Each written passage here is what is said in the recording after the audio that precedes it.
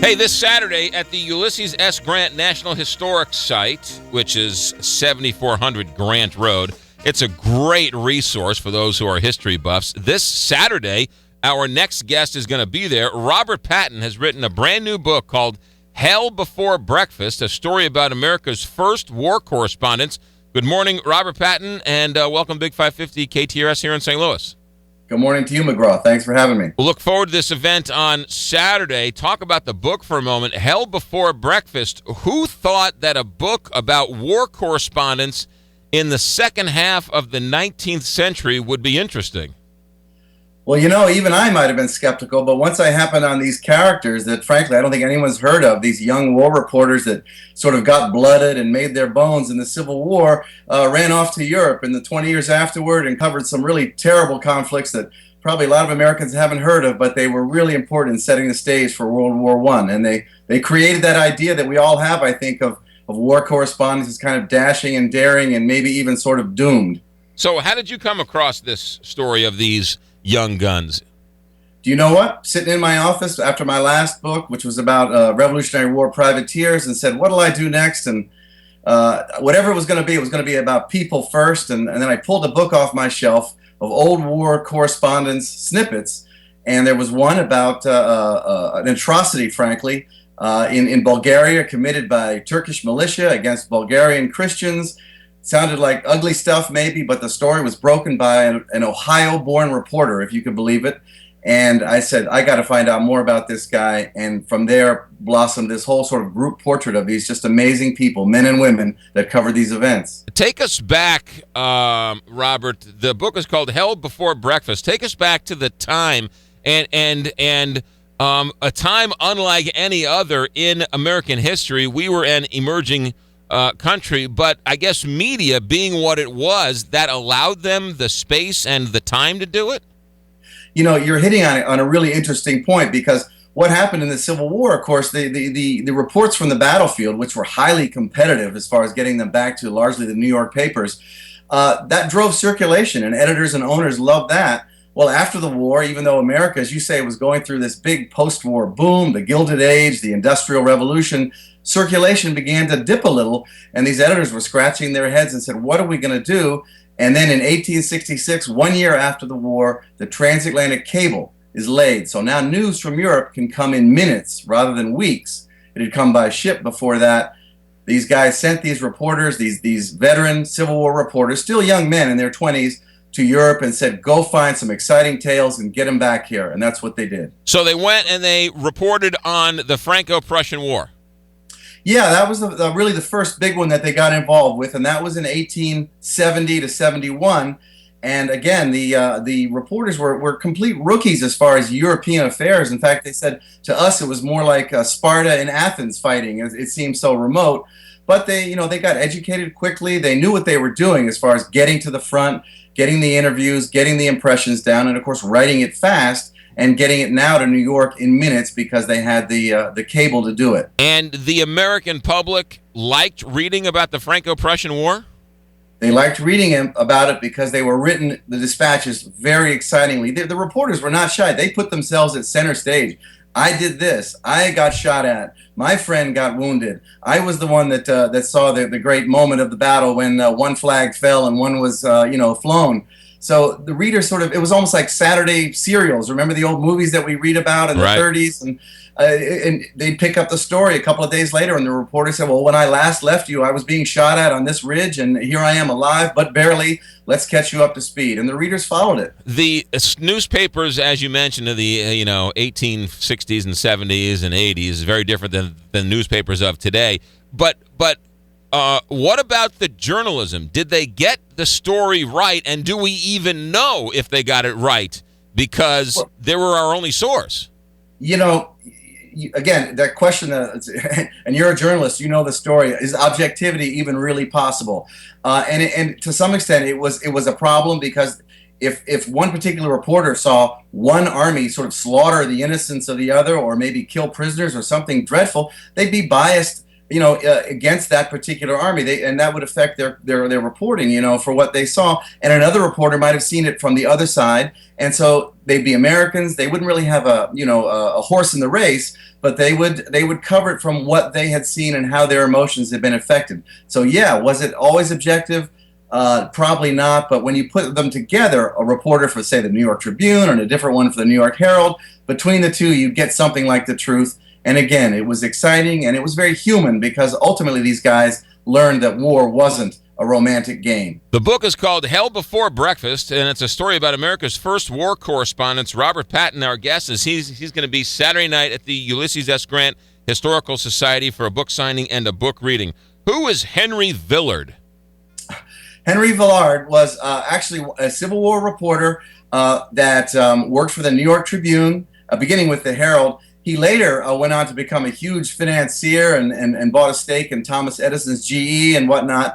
He was an interesting reporter because he lost his stomach for the game. He was so sickened by what he saw in the Civil War that actually he dropped out of going into Europe, and some of his lesser lights, some guys that weren't as accomplished as he in the Civil War, said, "We'll go instead," because they had somehow, for whatever their psychological makeup, were able to endure and stomach the dreadful sights that turned Villard away from covering war, and in fact made him a pacifist for most of his life. He was from Bavaria?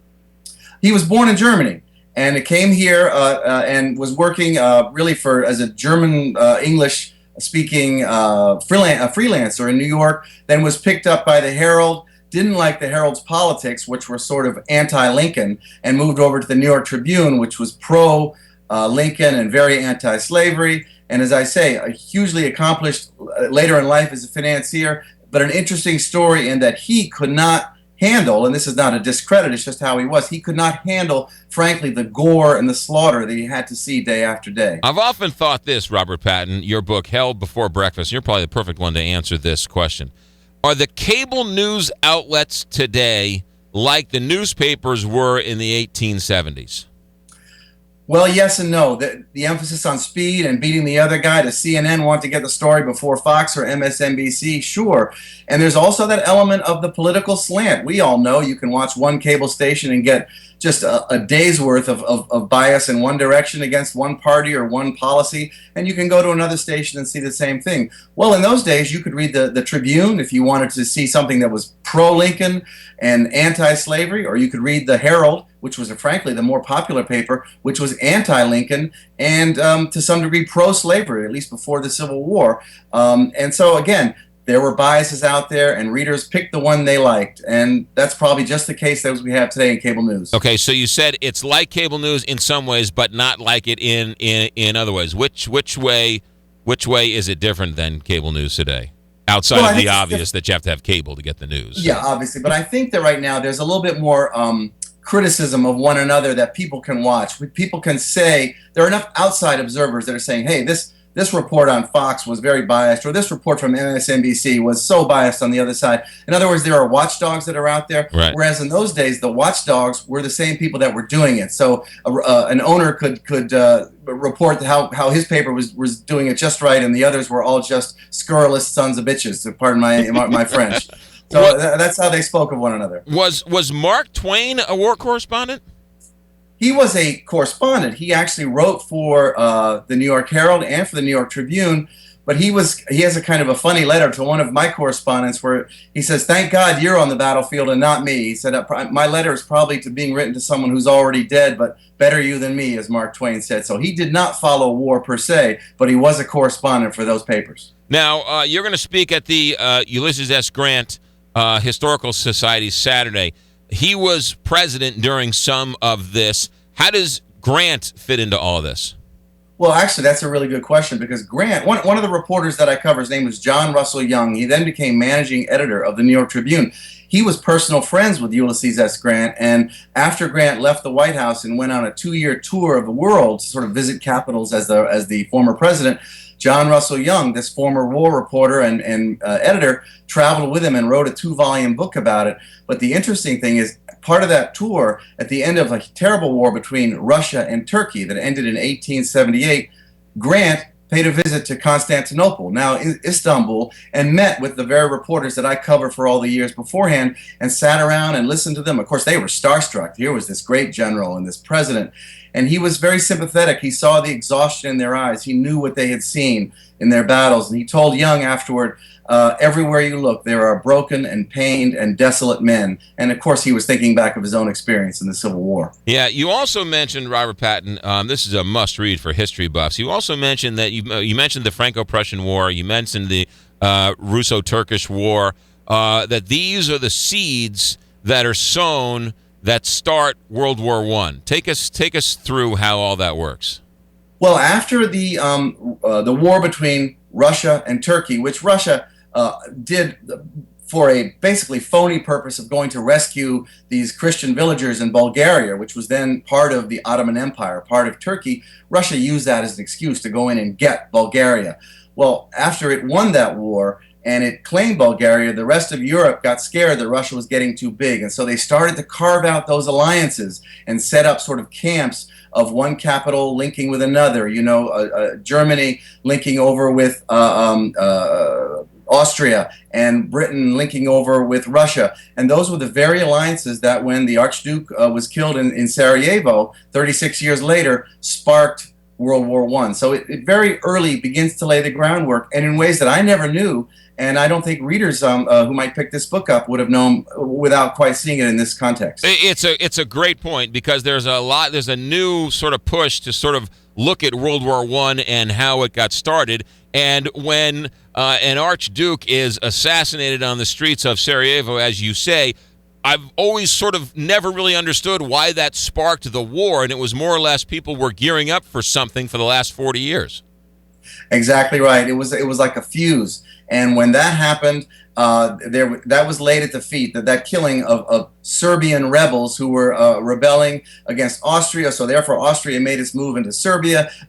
Germany moved to protect. Russia moved to protect Serbia. So suddenly, big powers are lining up against one another, built around a very small, seemingly small event. And frankly, sometimes people look at events that are going on today, and we're all aware of them.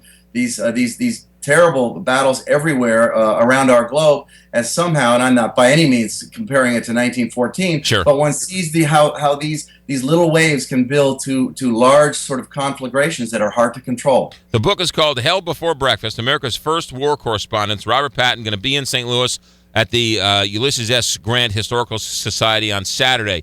I have to make mention, Robert, that you say that these war correspondents inspired a generation of future movie makers. Make that connection. Well, there are D.W. Griffith was one early filmmaker that was affected by the very dashing and daring tales of these reporters. And as I say, it became a part of an American sense of the folk hero aspect of war correspondence, where it became a romantic figure. And those prototypes of bravery and daring originated with these folks that I cover. And frankly, if you think of teenage boys that might have been reading the newspapers in those days, well, let's think Theodore Roosevelt, Winston Churchill, Rudyard Kipling. Those kids would have read these stories and seen them not as tales of war's horror, but rather tales of correspondence, romantic bravery. And it affected those guys. What was the one thing in your research that you turned the page and you said, oh my goodness, I can't believe I just uncovered that? Well, I'll tell you, it would probably have to be what we've talked about with the World War I, to see that this war that I think Americans know very little about, and most people know very little about, between Russia and Turkey in 1877 to 78. It lasted only 8 months, but it killed over 300,000 soldiers and civilians, not counting a lot of people that died of illness afterward. As we've already talked about, it began to set the stage for World War I, and it really opens your eyes to say, this seemingly obscure moment in history was, number one, horrible for the people involved, but number two, it set a stage for an even worse horror to come in World War I. The book is called Hell Before Breakfast, the story of America's first war correspondents. Robert Patton, our guest and the author. He'll be in St. Louis Saturday night at 7 p.m. at the Ulysses S. Grant Historical Society, 7400 Grant Road. for a book signing and a book reading, joining us via Skype. Robert, thank you very much for your work, and thanks for stopping by. Total pleasure. Thank you very much. You got it. Have a good day. 9:24 here, Big 550.